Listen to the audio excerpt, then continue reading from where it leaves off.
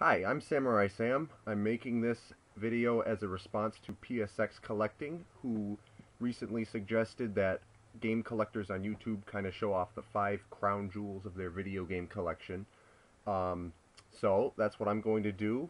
I've narrowed down 5 of them to show today. I'm sorry that the video quality isn't very good. This is the best I have to work with right now. Maybe in the future, when I get access to a better camera, better lighting, better equipment, maybe I'll make a video showing off all kind of the crown jewels that I have, but these are the 5 I'm going to show you for right now.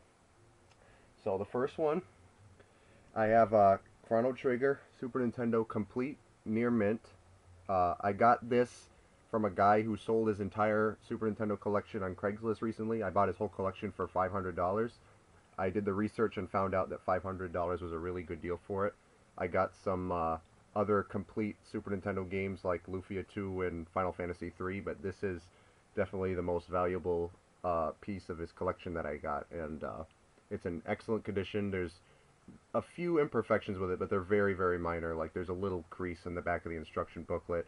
There's, like, if you look close on the box, there's a little bit of scratches, but it's very minor. This is in beautiful shape, and it's a great game, so I'm happy to have this in my collection.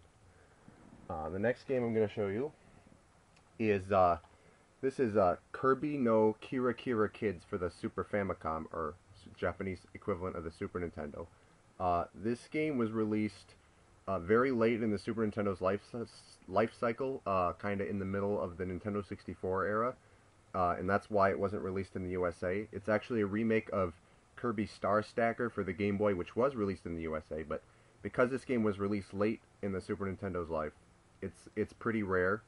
And the cool story behind this, and the reason why I picked this, is because I got this game for a crazy low price. Well, maybe not crazy low, but really low. You'll never get it lower than what I got it for. This guy on eBay was selling it, and he listed the auction title as Kirby's Kirakira Kids with no apostrophe on the Kirby's. So if you typed in Kirby on the eBay search, you would not have found this auction. I don't remember how I found it. I must have found one of his other items and looked at all his listings, but I got really lucky. I won this auction for only $44, almost definitely because not enough people saw the auction, and I'm betting this is worth about twice that at least, because it's absolute mint condition, and it comes with everything, including, I'm going to show you these really cool stickers that I'm not going to use because they're really cool and they're kind of part of the complete package, and so I'm really happy to own that. It's really hard to get this game at a reasonable price, and the fact that I got it for $44, including shipping, I think is really amazing. Next game I'm going to show you is the Shining Force 3 Premium Disc for the Sega Saturn. I keep it in a separate case because this packaging is kind of cheap, and I don't think it's good for the disc to leave it in there. I think my disc already has some scratches from its days in this holder. But anyway, what Shining Force 3 is, it's a Saturn strategy RPG that was released in 3 parts, Scenario 1, Scenario 2, and Scenario 3. It was kind of one really long game on 3 discs, but it was 3 separate retail releases.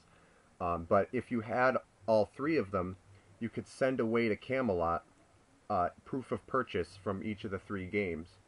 And they would send you this disc as a, I guess, kind of a thank you for buying the 3 games, and there's a lot of cool bonus features on this.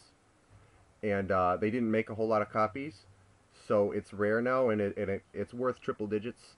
But the cool thing is, I actually was able to send away for this, because I own all 3 scenarios. Back in, like, I think it was 2006, someone on ShiningForceCentral.com, I believe, mentioned that they were still giving them away, and mentioned an email address that you could email if you owned all 3 scenarios, which I did. I emailed the guy, and sure enough, Camelot was still giving them away, and I got this. All I had to pay was the shipping fee, which was kind of expensive for shipping goes, as far as shipping goes, but compared to the average value of this game, it was a phenomenal deal, probably the best deal money-wise that I've ever had. And so I got this, and I also have the packaging that it came in, which I think is cool. This is the envelope that it came in, and you'll see my name's on the back. It's addressed to me, so that's really cool. And it came with this letter, which I can't read, but I assume it's thanking you for buying Shining Force 3. But that's really cool. I love it because I'm such a big Shining Force 3 fan, and it's worth a lot of money. And item number 4 is the Fire Emblem Thrakia 776 Deluxe Pack. This is the limited edition release of Fire Emblem 5, and this was Nintendo's last significant release on the Super Nintendo or Super Famicom in Japan. This was released in 1999. So this is limited edition is very rare. The regular edition is rare too, but this is even rarer. It's worth a lot of money, and it's a really cool limited edition. You get some really cool stuff. Like you get these 2 plushies, and I don't really feel like taking the whole thing apart, but you also get like really cool trading card, I guess you'd call them trading cards of the characters, and a VHS tape about the history of Fire Emblem, although it's in Japanese obviously, so I can't understand it, and of course the game itself. So that's really awesome. And so the 5th thing I'm going to show you is my Nintendo 64 DD right here. If you don't know what this is, this was an add-on for the Nintendo 64, kind of like the equivalent of the Sega CD to the Sega Genesis. It was planned for a long time, but it was stuck in development hell and kept getting pushed back and pushed back and pushed back until eventually it was pretty much doomed to fail. But Nintendo decided to salvage what they could once they finished working on it, and it finally got released in December of '99. But it was basically already dead from day one, so they did not make many of these, and they only made 9 games for it. The main reason why I bought it is because I'm an F-Zero fan, and the F-Zero X expansion kit is really, really awesome.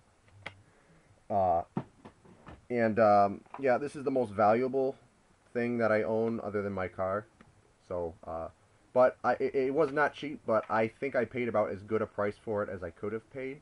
So I'm kind of happy with that purchase, and I know it was a lot of money, but if I ever am really in a financial hole, I know I can just sell it, probably for as much or more than what I got it. That's how I rationalize spending a lot of money on one item like that.